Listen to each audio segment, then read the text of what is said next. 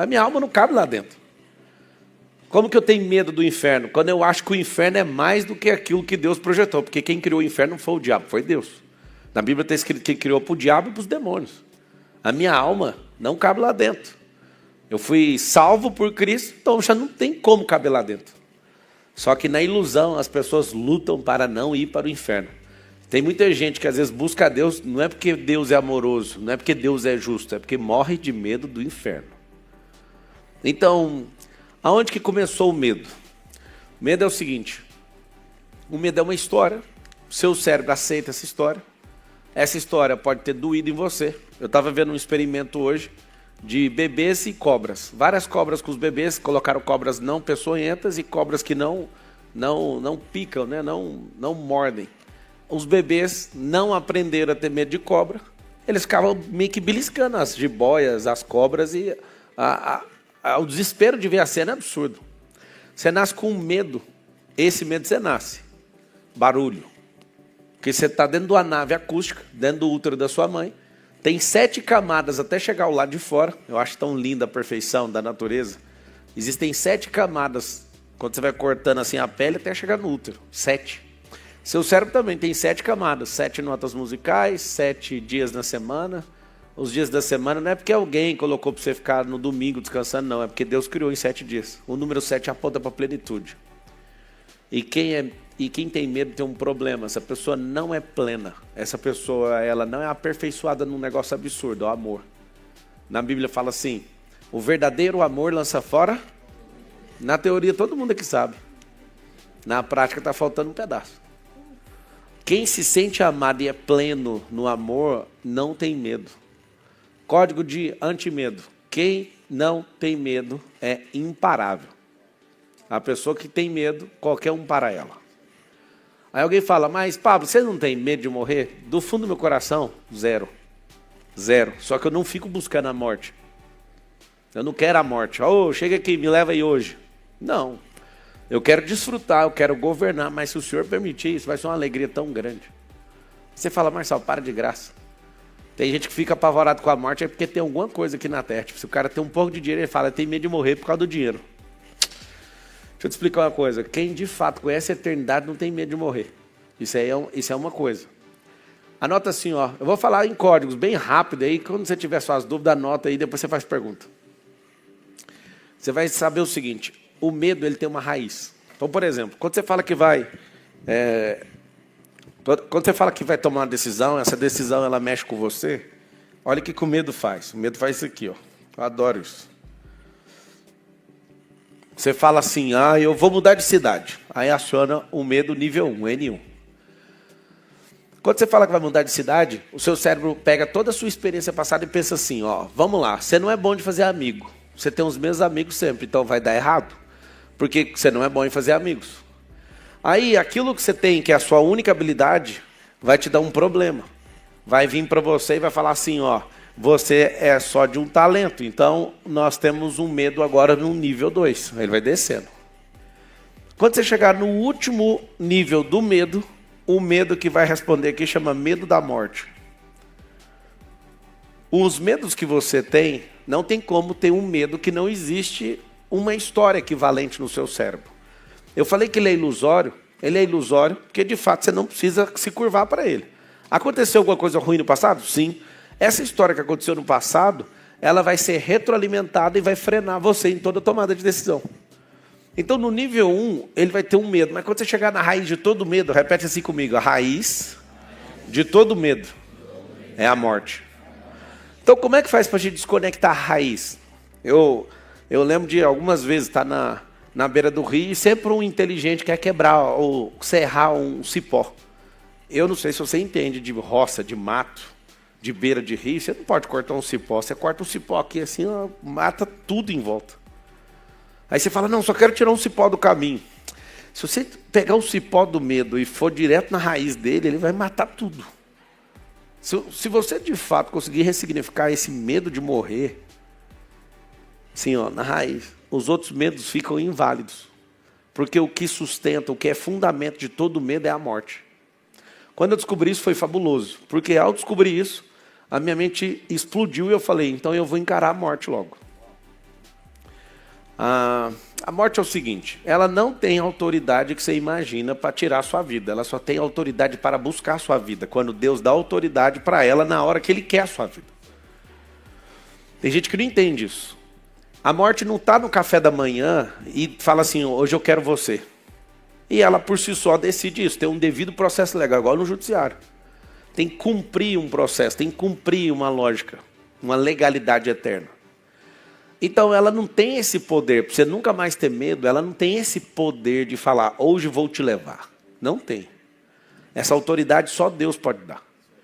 Um dia a morte estava na porta da cova dos leões falando, isso aqui está fácil, o leão está com fome, está todo mundo querendo ver um espetáculo, vai entrar um cara, que é pedaço de carne falante, nós estamos esperando aqui fora, tá bom? Quem estava lá dentro? Daniel. E o Daniel ia olhando e falando, parece que a morte não sabe que quem é leão não morde leão. Eu sou o leão da tribo de Judá, como é que você vai me levar? Você não tem autoridade, não. Fica assistindo aí o espetáculo. Leão olhou, viu a autoridade do outro leão e falou, como é que come leão? Leão não come leão. Aí você fala, que loucura. Não, que loucura a morte pensou nesse dia. Todo mundo esperando o momento exato. Foi se passar e carregar o Daniel. Daniel, o que vocês estão falando? Aí no outro dia a morte para lá num outro contexto, Sadraque, Mesaque e Abednego. Eu vim buscar você. Mas, rapaz, aqui é fogo, labareda de fogo, porque a Bíblia fala isso. Aos seus ministros ele faz labaredas de fogo. Aumenta o fogo, fogo com fogo, você já sabe o que dá. Não é fogo estranho, é fogo eterno? Então vamos ver.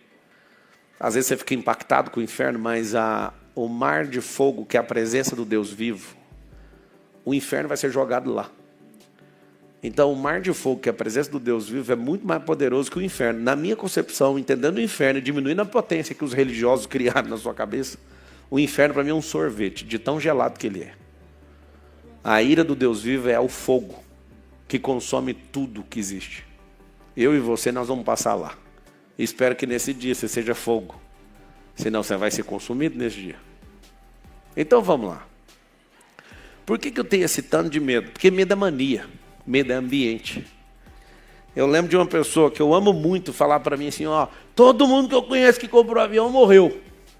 Quando você ouve a frase, você pensa, a mãe de alguém aqui. Aí você pensa, todo mundo que conhece que comprou avião vai morrer. Aí você faz uma pergunta, mas quantos que você conhece que comprou avião? Só um que morreu. E morreu por quê? Porque o avião acordou igual o espírito da morte e falou, eu vou me tacar hoje numas pedras. É isso que aconteceu? Você não sabe se foi manutenção, você não sabe se foi suicídio do piloto. Você não sabe se foi irresponsabilidade, você não sabe se foi falha mecânica, você não sabe se foi muitas coisas. Só que a pessoa ela cria um trauma de um negócio e ela quer transmitir para o outro por download. Sabe o celular? Vocês não acham fabuloso assim você transferir uma foto para outro celular através de Bluetooth, sim ou não? Nada que alguém cria sinteticamente no aparelho celular é uma criação original. É tudo cópia sintética daquilo que é natural no cérebro humano. Nós transferimos dados através de Bluetooth uns para os outros. Acho que chama osmose. É isso? Algo parecido com isso? Deixa eu te explicar uma coisa. Ninguém cria nada. Tudo é cópia da natureza. Se você conhece a eternidade, você pode peitar com a morte vai ficar esperando o celular e vai falar assim, eu vou te buscar. Você fala, claro, porque ao homem é dado o direito de uma só vida. Um dia você me busca, mas hoje não. Você não tem autoridade sobre mim. Você confiar no amor de Deus, você começa a ser aperfeiçoado nesse amor, e esse amor gera um negócio em você tão absurdo que você não afina nem para a morte. Eu fui mexer com a política, você vê o caos que foi, de gente mandando recado para mim, eu vou te matar. Ah, então, você vai matar, vou arrumar 50 segurança, então, vamos ver. Aí o trem foi apertando, os caras falaram, nós vamos matar e vai matar seu segurança tudo. Aí arrumei um cara de fora, de guerrilha, para ficar fazendo escolta da escolta. Aí o cara ia fazendo a escolta da minha escolta. Aí eu falo, se o cara de lá for abatido, ele tem que correr. O cara com armamento muito pesado, fazendo a escolta da escolta. E mesmo assim, eu fui o cara na campanha passada que entrou na favela normal, sem colete, inclusive, vários lugares. Aí você fala, cara, por que você fez isso? Eu sei quem foi que me chamou. Eu gastava uns 400 mil por mês de segurança. Ia nos lugares e falava, estamos em paz aqui, a gente quer ajudar, tá certo? Tá tudo bem? Tá tudo bem. Pode entrar? Pode. Porque vocês sabem que no Brasil a autoridade é de quem está lá no lugar, né? Não ficou com medo? Nem um dia. Zero. Por que isso? Porque você está no seu propósito, eu sei que é um abuso para a mente nível 1, mas Quando você está cumprindo o seu propósito, eu sei que você não vai concordar, mas está tudo bem. Pelo menos você ouviu. Um dia você dá conta de depurar isso. Quem está cumprindo plenamente o propósito é imortal. Eu não sei se você entende o que eu estou falando. Daniel ficou imortal, já expliquei o motivo. Sadraque, Mesaque, Abednego ficou. Paulo cumprindo, cobra picando, navio afundando, imortalidade. Aí você fala, agora eu te peguei, Marçal. Jesus estava cumprindo um propósito e ele morreu na cruz. Negativo. Aquele momento, a morte estava lá desesperada. Esse cara não morre. Ele fala, tetelestai, está consumado. A ti eu entrego o meu espírito. Se não tiver uma entrega dele que era oferta, não tinha como a morte levar.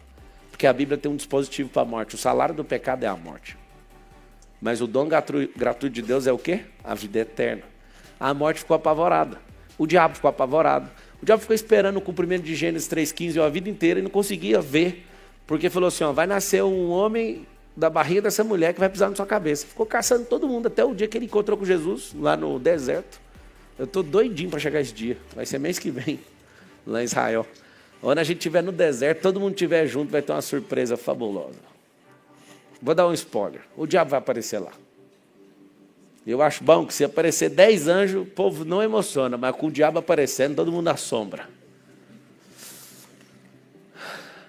Vai ser um grande dia. O diabo, ele não acreditava que era o Filho de Deus. Ele não acreditava que é aquele que não curvava para o pecado, aquele que não curvava para a injustiça, aquele que não desanimava. Ele não acreditava que era ele. E de todo jeito tentava dissuadir Jesus. Não, me serve. Não, eu vou te dar os reinos dessa terra, vou te dar tudo. Tentou Jesus na alma, no corpo e no espírito. Te provo, Mateus 4. Você está com fome? Transforma essa pedra em pão. Não, aí Jesus respondia com a palavra. Nem só de pão viverá o homem, mas sim de toda a palavra que sai da boca de Deus. E aí, o diabo ia embora. Aí depois voltava. Tá vendo aqui, ó, se você se curvar, se você... Não quero saber. No final das contas, não tentarás o seu teu Deus. Não, somente a Deus curvarás e prestarás culto. Não quero saber. Eu respondo com a palavra. E aí o diabo, não sei se você sabe, a morte não é o diabo, a morte é um espírito. No mundo físico, o medo, ele é transmitido por ambiente, é uma ilusão de um cérebro que teve algum problema com isso, e se esse cérebro tiver um nível de confiança dentro de outro cérebro, ele consegue transferir o medo para o outro. Vai ouvindo. Automaticamente, quando você não cumpre aquilo que você foi chamado, você vai ficando mais arregão. E espiritualmente eu tenho uma novidade para vocês vão ficar chateados. O medo é um espírito. Na Bíblia fala espírito de medo. Cara, agora ferrou. Eu devo ter 100 espíritos do medo dentro de mim. Só tem um espírito do medo. E por isso que o Senhor falou mais de 300 vezes como remédio. Seja forte e corajoso. Seja forte e corajoso se você estiver fazendo. O que acontece? Na teoria é muito bonito o que eu estou falando, na prática é terrível.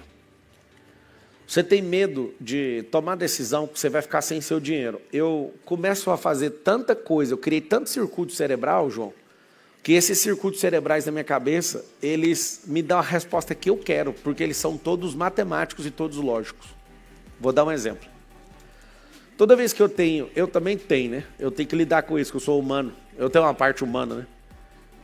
Toda vez que eu olho numa situação grande, eu tenho que tomar uma decisão, me dá um pavor, me dá um medo, eu gosto de brincar com isso.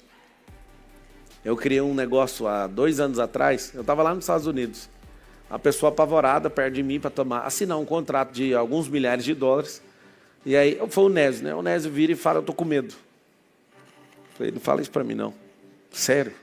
Aí ele perguntou, mano, o que você faria no meu lugar? Aí a gente tava, ele, mais um mentorado do conselheiro, a gente respirou. Eu marcaria meu velório para amanhã. Aí o Nésio, como assim? Eu tenho uma pergunta, Nésio. O seu velório é amanhã. Você teria medo de assinar esse contrato hoje? Não. Então assina. Ele, mas você tá doido? Eu falei, você não entendeu a profundidade do que eu acabei de te dar. É um input cerebral, é um driver mental. Se você marcar seu velório para amanhã às 4, tomando uma decisão difícil, assinando um contrato pesado hoje, e amanhã, 4 horas da tarde, não tiver acontecendo um velório, você adia para o outro dia o velório. E lasca o bambu e trabalha doidado amanhã. Se no outro dia não tiver velório, trabalha doidado para honrar aquilo que você falou que ia fazer. Resumindo, você não vai morrer e vai ter coragem de tomar qualquer decisão, porque se o velório é amanhã, ninguém é bunda mole o suficiente para não fazer isso hoje. Para quem não sabe, tem um caso concreto. O meu chefe de segurança tem um amigo que pegou um diagnóstico. Ele é policial, pegou um diagnóstico e tinha poucas semanas de vida. Sabe o que aconteceu? Ele falou, eu não vou morrer pobre, não, eu vou fazer dívida doidada. E quebrou o pau e fez dívida doidada. Foi chegando os dias de morte, não morria. Cadê o Ita? Eu gosto de perguntar pro Ita, ele deve estar caçando bomba em algum lugar aí. Imagina um cara que trabalhou com os presidentes do Brasil, desde o FHC até o último, até o Lula. Rapaz, o que esse cara caça de bomba é terrível. Eu morro de rir, porque eu sempre pergunto para ele, e aí, comando, o jeito que ele conta a história é muito doido. Ia chegando o dia da morte nada, e passou o dia da data, e a data da morte não chegava. Aí ele falou, rapaz, o que aconteceu? O cara ficou arrasado, que ele teve que pagar uma dívida insustentável na vida dele. Ele falou, já vou morrer mesmo, o que que tem? Já vou morrer, por que que eu vou morrer sem dever nada? Eu vou fazer tudo que eu quero. Rapaz, e o cara foi lá, ele fez uma coisa poderosa, que era fazer o que queria, só que ele, ao invés de trabalhar doidado para pagar o negócio, ele ficou desesperado que a morte não foi buscar ele. O método é, não faça esperando a morte, faça esperando o velório. Deu errado, continua lascando o bambu, cara. Agora, anota um código para você não ter medo de investir.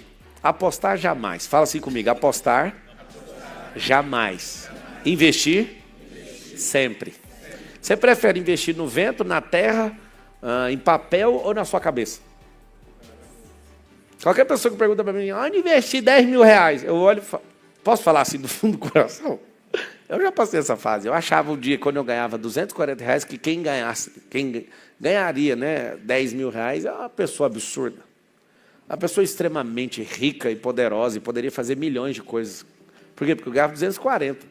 De 240, aquele emprego lá, operando aquele som, Zé Rafael. Você viu eu trabalhando lá.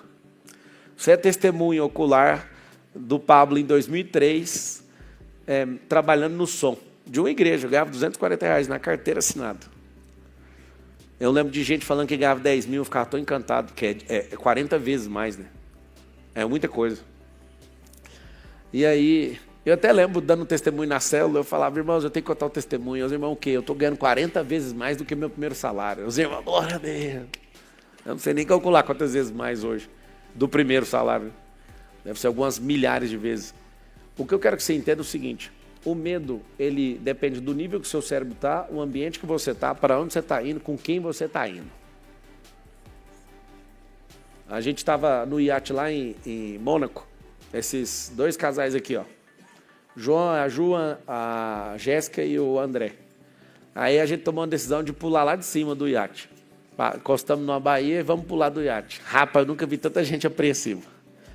E o comandante francês, mal sabia falar inglês, aquele bardito. Pode pular aqui do telhado, dá para pular do telhado. Nós olhamos para o telhado, ai meu Deus. Aí eu lembrei de outra experiência, que eu tinha saltado num iate quase o dobro da altura daquele. Né? Falei, dá para pular. Aí a gente pulou, e o último aqui, o João ficou lá, e a gente, né, André? Esse cara não vai pular não, rapaz. E o cara assim, eu vou ou não vou, eu vou ou não vou. Aqui você tem que aprender a distinguir dois tipos de medo. Existe o medo emocional e o medo fisiológico. O fisiológico está ligado à raiz de sobrevivência. Lembra que eu falei que a raiz de todo medo é a morte? O emocional tem a ver com bloqueio e com trava e com acontecimentos anteriores. O bloqueio de sobrevivência, ele é para te manter vivo. O cérebro, infelizmente, você não prosperou como deveria até agora, porque seu cérebro não tem um código de prosperidade nele. Seu cérebro tem só um código, ô Thales. Seu cérebro só tem um código de sobrevivência. Seu cérebro não quer gastar energia porque ele pensa assim, se gastar um pouquinho de energia vai ficar sem. Seu cérebro não tem a capacidade de falar, bora empreender. Ele não quer fazer isso, de jeito nenhum. Seu cérebro como governante, ele vai te empobrecer. Seu cérebro como escravo vai fazer você explodir. Quem tem que mandar? A alma. Vocês querem cair para trás do porquê que é assim? Todo mundo que é governado pela carne, essa pessoa ela é empobrecida. Escuta o que eu vou falar que é muito forte. Todo mundo que é governado pela carne, para quem nunca ouviu essa expressão, ser governado pela carne não é por um pedaço de pênis ou um pedaço de vagina. A carne não é a genitália, a carne é o cérebro. Quem é governado por alma? Olha o que acontece com a pessoa que é governada por alma. Ela subjuga a carne, ela subjuga esse barrinho falante. Vou te dar um exemplo. Sua alma não tem medo de velocidade, porque ela nasceu voando lá na eternidade. Veio de outra dimensão. Sua alma não tem problema com altura. Sua alma não tem problema com dinheiro, com riqueza. Zero problema com isso. Quem que tem problema com isso tudo? Seu cérebro. Se seu cérebro não aceitar a adaptação à velocidade, ele vai ter medo de velocidade. Tem gente aqui que tem medo, por exemplo, de avião? Levanta a mão. Tem gente que tem medo de avião? Tem? Levanta a mão mais alta assim, ó. Vai que você voa hoje. Medo do avião, certo? Quer que eu acabe com esse medo do avião rapidão ou não? É? É o sonho dela, mas... E o seu pesadelo. O sonho dela é seu pesadelo. Eu consigo desbloquear muitas pessoas. Eu já fiz, inclusive, com o jogador de futebol do São Paulo. O cara ia de ônibus e não queria ir de avião. Falava, Pablo, eu vou morrer, eu não consigo. Vai, cara. O que é o negócio? Aí foi, achou o bloqueio, tchau. Mas vou te dar evidências bem legais do porquê que você tem esse negócio e porquê que você sai dele agora. Ninguém entende de avião. Isso é chocante. O piloto de avião não entende quase nada do avião. Isso me dá uma paz. Vocês não ficam com paz, não? Alguém está perdido, né?